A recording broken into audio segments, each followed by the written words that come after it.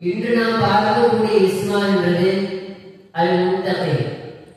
அல்-முத்தகி என்று சொன்னால் தண்டிக்கக்கூடியவன், தண்டிப்பதற்கு தகுதியானவன். தண்டிப்பதற்கு தகுதியானவன் அல்லாஹ்வை தவிர வேறு யாரும் கிடையாது.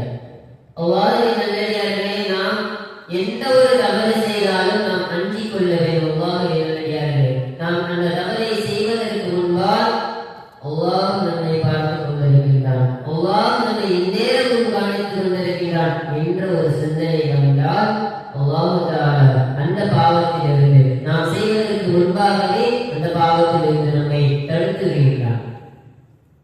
எந்த அளவுக்கு என்று சொன்னால், நாளை மறுமையில் அல்லாஹ் சுப்ஹானஹு வ தஆலா எல்லா அடியார்களையும், எல்லா நபிமார்களையும், எல்லா ரசூல்மார்களையும், எல்லா படைப்புகளையும் நாளை மறுமையில் மஹ்ஷர் மைதானத்தில் எல்லாரும் ஒன்று கூட்டும் போது அல்லாஹ் தஆலா கேள்விகளுக்கு கேட்பான்.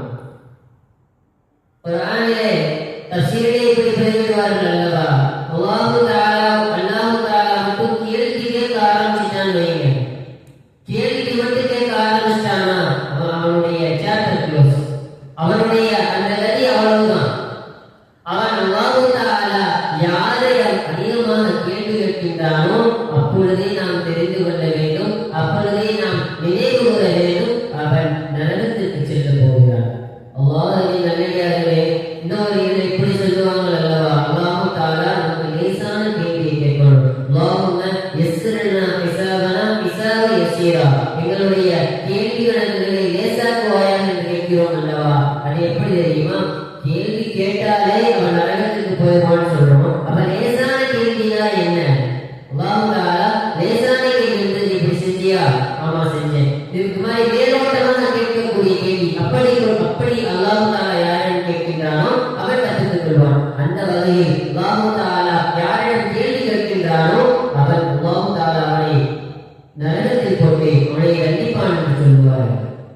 அல்லாஹ்வின் நல்லடியார்களே, மறுமையில் மட்டும் அல்லாமல் நாம் மறுமையில் மட்டும் நினைத்துக் கொண்டிருக்கிறோம் அல்லாஹ் தஆலா மறுமையிலே நம்மை தண்டிப்பான் அல்ல, அல்லாஹ் தஆலா மறுமையிலும் தண்டிப்பான். அதற்கு பரிகாரமாக இந்த உலகத்திலும் அல்லாஹ் தஆலா நம்மை தண்டிக்கக்கூடும். உதாரணமாக சொல்ல வேண்டும் என்று சொன்னால், ஃபிரௌன் அல்லாஹ் தஆலா அன ரப்புக்குமுல் அலா என்று சொன்ன ஃபிரௌன் அல்லாஹ் தஆலா அவனை என்ன செய்தார்? எத்தனையோ அநியாயங்களை செய்து வந்தார். அந்த காலத்தில் அவனை கொல்ல போகக்கூடிய ஒரு ஆண் குழந்தை பிறக்க போகிறது என்று தெரிந்தவுடன் அந்த உலகத்தில் உள்ள அந்த நேரத்தில் பிறந்த அத்தனை ஆண் மக்களையும் அவன் கொன்று குவித்தான்.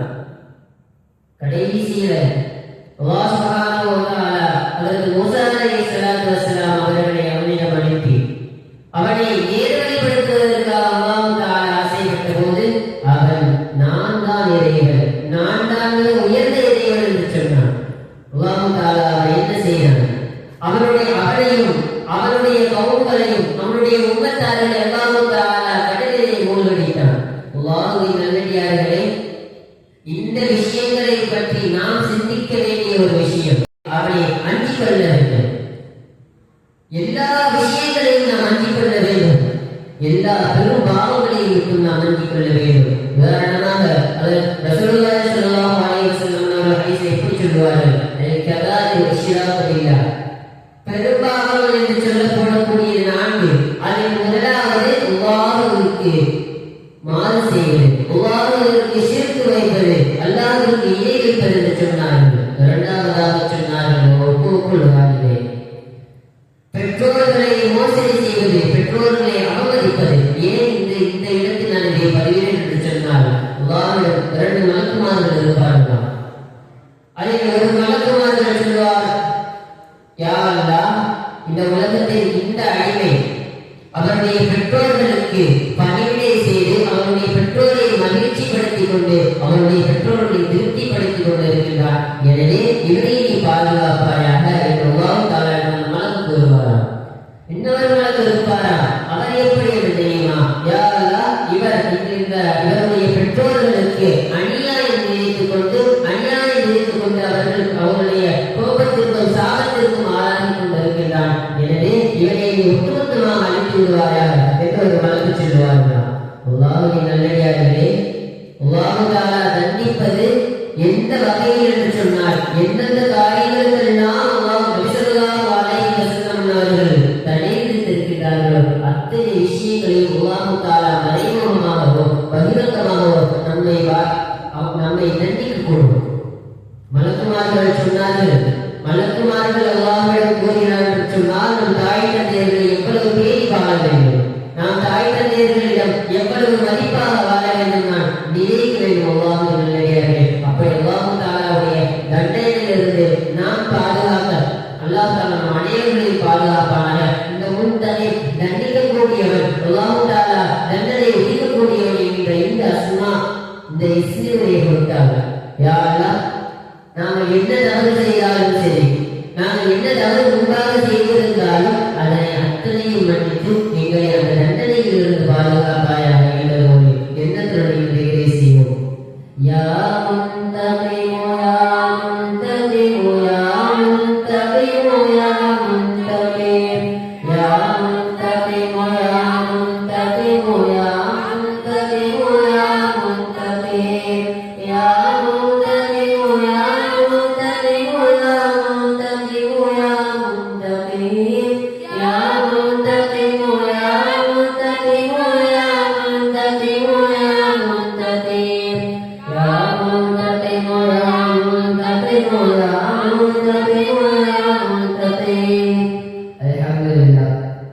அடுத்தபடியாக நாம் பார்க்கக்கூடிய இஸ்முல் அஃபு.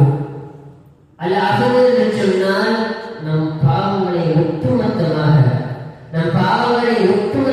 அழிக்கக்கூடியவர் அல்லாஹ் தஆலா. நாம் கஃபூர் என்று பார்த்திருப்போம், அல்லாஹ் தஆலா மன்னிக்கக்கூடியவர் என்று தெரியும்.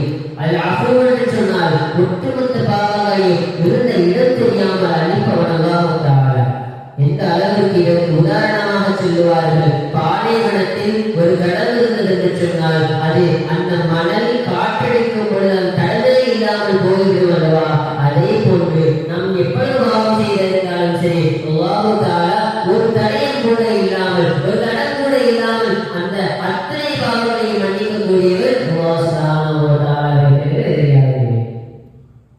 அல்லாஹ்வின் இந்த அஃபுவின் சொல்லக்கூடிய இந்த இஸ்மின் பொருட்கள் அல்லாஹ் தஆலா, இந்த சிவத்திலே அல்லாஹ் தஆலா அவனுடைய மலக்குமார்களிடம் சொல்லுவானா, இந்த நபருடைய ஒட்டுமொத்த பாவங்களையும் அழித்து விடு என்று சொல்லுவான். அதற்கு இமாம் ஷாஃபிஈ ரஹ்மத்துல்லாஹி அலைஹி அவர்கள் ஒரு இதில் இப்படி சொல்லுவாங்க, எவரேனும் ஒருவர் யார் அல்லாஹ்வை அதிகமாக நினைவு கூறுகின்றார்களோ, யார் அல்லாஹ்வை அதிகமாக திக்ர் செய்கின்றார்களோ அவர்களை அல்லாஹ் பிரியப்படுகின்றான். அதன் காரணமாக அவருடைய ஒட்டுமொத்த பாவங்களையும் அவருடைய மலக்குமார்களிடம் சொல்லி அவன் அழிக்க சொல்லுகின்றான். அவன் ஒட்டுமொத்த பாவங்களையும் அவன் அழிக்க சொல்லுகின்றான் என்று சொன்னார்கள். அது மட்டுமல்லாமல் இப்படியும் சொல்லுவார்கள், மன் அஃபா அழைத்தல் குதுரா, யார் ஒருத்தவங்க மன்னிக்கக்கூடிய, அவரை தண்டிக்கக்கூடிய சக்தி இருந்தும் யார் மன்னிக்கிறாரோ, ஒருவர் தப்பு செஞ்சிட்டாரு நம்மகிட்ட, நாம் மன்னிப்போம் என்று சொன்னால் நாம் அவனுக்கு தண்டிக்க உரிமை இருக்கிறது, தண்டிக்கிறதுக்கு சக்தி இருக்கிறது என்றும் கூட நாம் அவரை மன்னித்தால் நாளை மறுமையில் கஷ்டமான அந்த நாளில் அல்லாஹ் தஆலா அவரை மன்னிப்பான் என்று சொல்லுவார்கள் நபி ஸல்லல்லாஹு அலைஹி வஸல்லம். அல்லாஹ்வின் நல்லடியார்களே, இந்த அஃபு என்ற இஸ்முடைய மகிமையை நாம் சற்று விளங்கினோம் என்று சொன்னால், ரமலானுடைய மாதத்தில் ஆயிஷா ரலியல்லாஹு அன்ஹா அவர்கள் நபி ஸல்லல்லாஹு அலைஹி வஸல்லம் அவர்கள் கேட்டார்கள் அல்லவா, யா ரசூலல்லாஹ், இந்த ரமலானுடைய மாதத்துல நான் எந்த துஆ அதிகமாக கேட்கிறேன், நான் எந்த துஆ இறைவனிடம் அதிகமாக கேட்க, எந்த அமல் என்று கேட்கும் பொழுது நபி ஸல்லல்லாஹு அலைஹி வஸல்லம் அவர்கள் கற்றுத்தந்த துஆ, அல்லாஹும்ம இன்னக அஃபுவன் கரீமுன் துஹிப்புல் அஃபா ஃபஅஃபு அன்னா யா கரீம் யா ரஹீம் யா அல்லாஹ். யா அல்லாஹ், நீயே மன்னிக்கக்கூடியவனாக இருக்கின்றாய், மன்னிப்பை விரும்புகிறாய், எனவே நீ மன்னிப்பாயாக என்று நீ யோசிக்கிறாய் ஆயிஷா என்று சொன்னார் முஹம்மது முஸ்தபா ஸல்லல்லாஹு அலைஹி வஸல்லம்.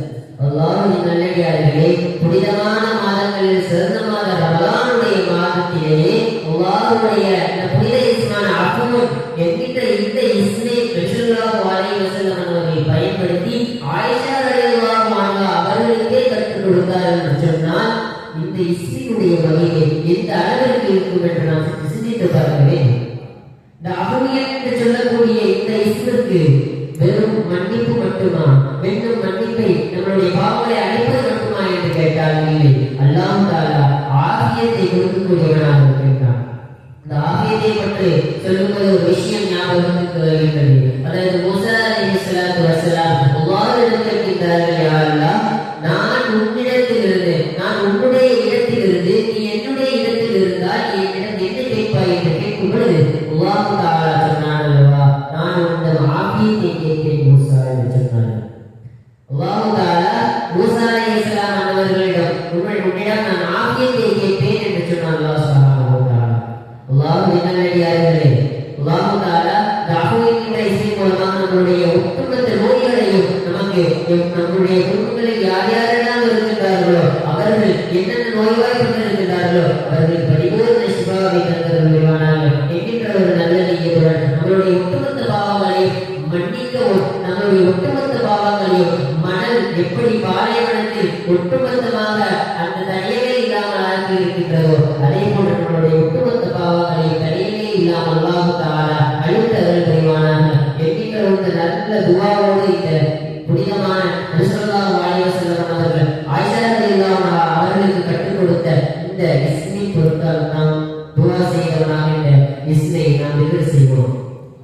யா அஃபூ யா அஃபூ யா அஃபூ யா அஃபூ யா அஃபூ யா அஃபூ யா அஃபூ யா அஃபூ யா அஃபூ யா அஃபூ யா அஃபூ யா அஃபூ யா அஃபூ யா அஃபூ யா அஃபூ யா அஃபூ